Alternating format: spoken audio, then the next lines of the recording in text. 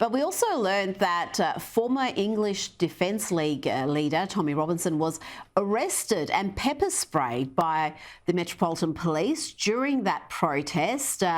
He was arrested by dozens of officers outside a cafe over his fears that they expressed for his mere presence was going to cause alarm and distress. Let's just have a quick look at this. Who am I causing alarm and distress to? Who am I causing alarm and distress to? This man is a Zionist and a supporter of Israel and he's been arrested. Who am I causing alarm and distress to? Listen to me. No, you tell me. 26th of November, the time by my watch now is... Sorry, officer, but I have a job and I believe in freedom of the press.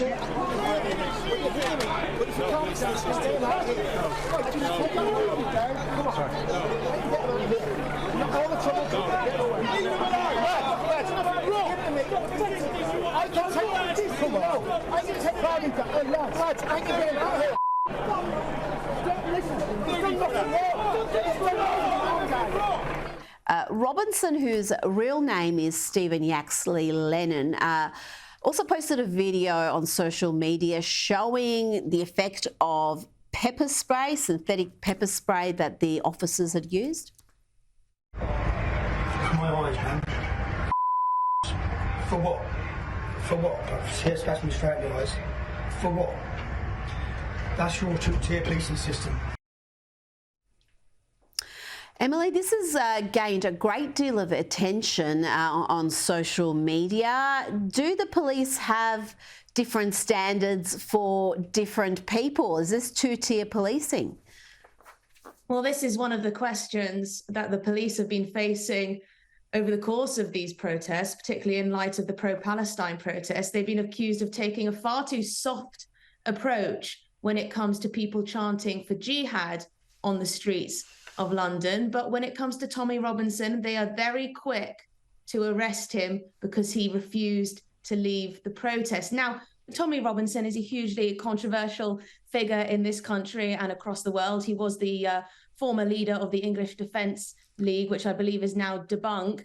But he made it very clear on his social media, he's back on Twitter, he made it very clear on his social media that he was going to be at the march. And some of the organisers of the event were very much aware of this, and they weren't particularly happy with him coming along because where Tommy Robinson goes, disruption often comes too, and there can be violence, not necessarily from him himself or perpetrated by himself, but from people who might go along to show support to him or might cause trouble. Usually, the football hooligan type might come along. But it is interesting that the police have been so soft touch previously when it comes to pro-Palestine marches and some of the extreme elements at those marches. But when it comes to Tommy Robinson, they were very quick to get him out of that protest. And this feeds into the narrative that the police decide when they wish to act and they decide when they don't, and often it may be based on politics or what's easier for them to do.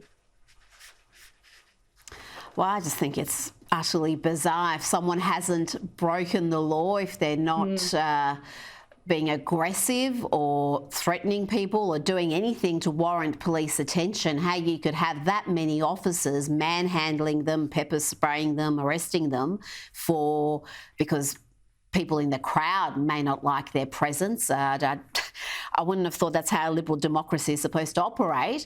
Now, let's talk about Ireland because the scenes there are troubling.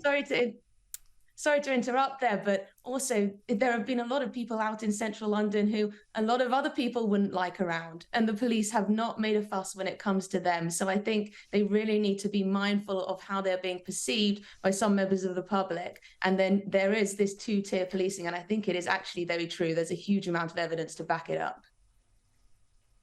Oh, absolutely. And that's what Suella Braverman wrote about, and she was 100% correct, though the Tories did not want to hear it. Now, talking about Ireland and the scenes there were riots following the stabbing of 5 people in Dublin, 3 children among them. This was allegedly by an immigrant who years ago was supposed to be deported, but was then granted citizenship. I'm not exactly sure what has happened there. Police said the man in his 50s was arrested with no other suspects involved. Now, politicians and law enforcement were quick to blame the riots on hooligans and what they called far-right agitators. But Emily, the anger here is against the authorities, who many Irish people say have let them down, and that cannot be denied. The fact that there is genuine anger in the community, and sure, no one endorses rioting or looting or any sort of criminal behaviour, but the anger there is grounded in some real issues.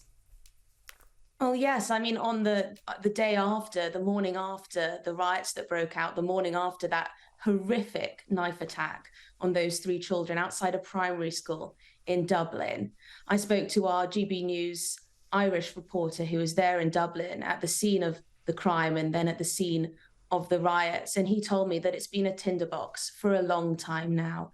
Ireland is quite a small population, and they've had huge inflows of migration and also illegal migrants and refugees. And the government is ignoring and has ignored many of the concerns of ordinary people. As I said, no one condones, well, very few people would condone the type of violence we saw and the looting and the setting double-decker buses alight. But that doesn't take away from the fact that a lot of Irish people have deep concerns with the speed of immigration into their country. And of course, this was the catalyst for this, was a horrific knife attack from an Algerian descent man in Ireland. And people, it became, it appears to be a tinderbox in Ireland. And I do worry that we may see more of these kind of outbursts unless governments realise that people aren't happy with what has happened so far.